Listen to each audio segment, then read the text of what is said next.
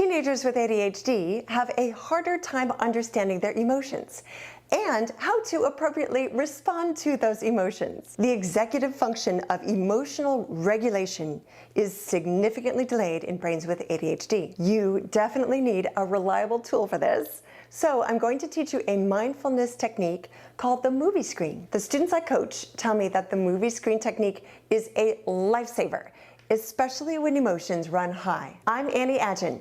I'm a certified ADHD coach. I work with teens, college students, and their parents to help them deeply understand ADHD, learn to manage it with confidence, and ultimately tap into its many gifts. Everyone likes to go to the movies. Well, imagine that you are at the movie theater with your teen, and instead of a Hollywood film, it's a movie about you or your child. Specifically, a movie about your feelings and emotions that you're about to see play out on the movie screen.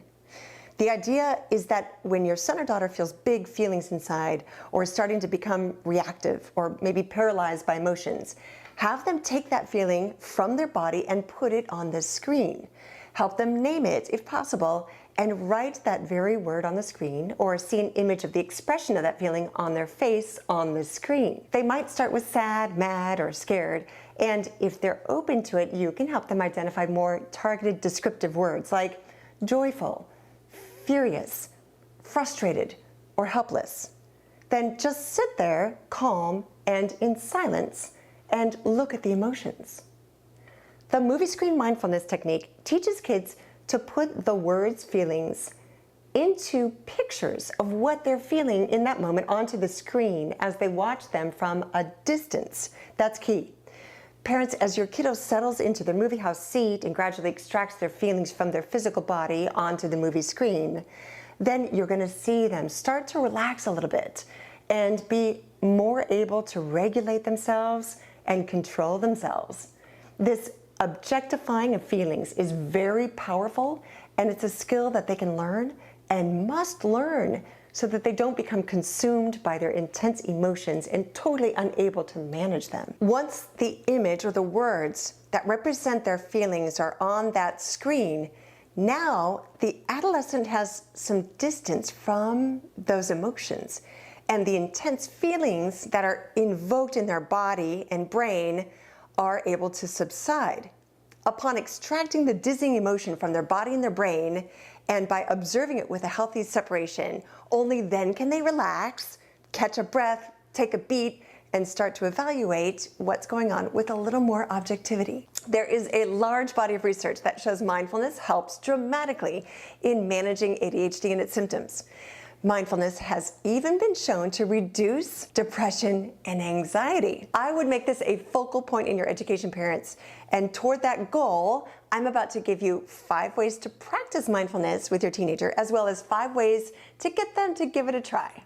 Here are the top 5 most popular mindfulness styles of practice, according to the students and the parents that I coach. The first is mindfulness apps. Download a mindfulness app that your teenager takes interest in, like Headspace. Second, music. Teens love music, so incorporate music. Your teen can create their own mindfulness playlist of all their favorite songs that kind of cool them down and help to center them. 3 is mantras. My students really enjoy creating their own mantra, which is a short statement. It can rhyme or somehow speak to them. They place their mantra on the wallpaper or a widget on their phone and look at it whenever they need to talk themselves down. Number 4, just breathe.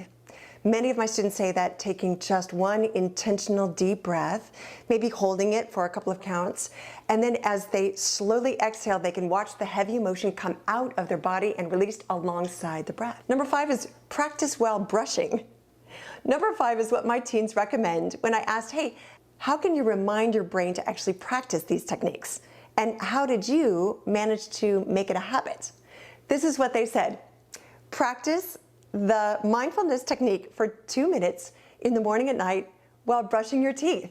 Put a reminder post-it on the bathroom mirror, and then while you're brushing your teeth, hopefully twice a day, every morning, every night, practice that technique. And after just a week or so, it has become a habit. Next, 5 ways to make mindfulness meaningful, even magical. or mystical. The first suggestion is start small. Suggest with your teen just starting with 1 or 2 minutes of mindfulness practices each day. Keep it simply, and that's definitely enough for even immediate benefits. There's no intense mindfulness workout routines, no coaches, no personal trainers. The second is emphasize the benefits. Explain how these practices help them manage stress and anxiety and big emotions. And those are really common during the teenage years.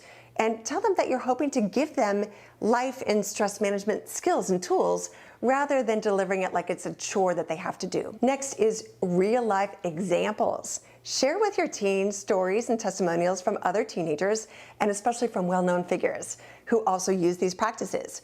I love sharing with my students that the Olympic athletes Michael Phelps and Simone Biles, both whom have diagnosed ADHD, practice mindfulness and visualization regularly, every day, several times throughout their days, and it helps them keep calm and focus and perform. Next is make it social. Guided meditations, yoga, prayer walks, meditating together as a family, those all make it fun and a little more inviting for kids who are more social. And the fifth and final recommendation is journaling and coloring. Teenagers with ADHD are better at mindfulness when they can draw or journal or move their body a little bit. There's many beautiful coloring books, not just for kids, but so many now for teens and adults. And a journal makes for a safe and private place for teenagers to express their feelings and get them out onto the page, which is just the same idea as the movie screen technique. There's a study from the Journal of Attention Disorders that shows mindfulness meditation has been shown to reduce ADHD symptoms by around 30% in the areas of attention, hyperactivity, and impulsivity, which are at the core of the symptoms of ADHD in teens. And among the adults in that same study, they showed that anxiety and depression symptoms also decreased. Mindfulness is powerful. Don't overthink it. It's just about paying attention to what's happening right now without getting caught up in judging one's feelings or worrying about the past or the future, just being present-oriented and noticing things without judging them. With just a little bit of practice, your teenager is going to be able to notice the feelings and think, okay, I'm feeling that thing, maybe it's stress, without beating themselves up. They're going to learn how to become more of an observer of their own thoughts, and with this healthy distance, they won't be consumed by the thoughts and they won't dysregulate emotionally so easily. Mindfulness practices like the movie screen technique are essential in growing your teenager's emotional maturity. By looking at it, naming it, getting it out of the body and onto the screen, your student is no longer just an actor caught up in the moment of the scene. Rather, they are the director of the show, the director of their lives. And now they have more control over their own feelings and emotional responses. Remember, there's no right or wrong way to practice mindfulness, and there's no one size fits all. Just explore the idea with your teen and experiment together. Help your son or daughter find one that they're open to trying, from the movie screen, mindfulness apps, music, mindfulness playlists, breath work, journaling, yoga, group and guided meditations, mantras. They are all great and they are all effective. If you found this video helpful, please go ahead and share it with another parent who could benefit. Visit my website, annieadgen.com, for tons of free parenting and ADHD resources. You can also get in contact with me there. I'm Annie Adgen, and I'm wishing you all A's in your every endeavor.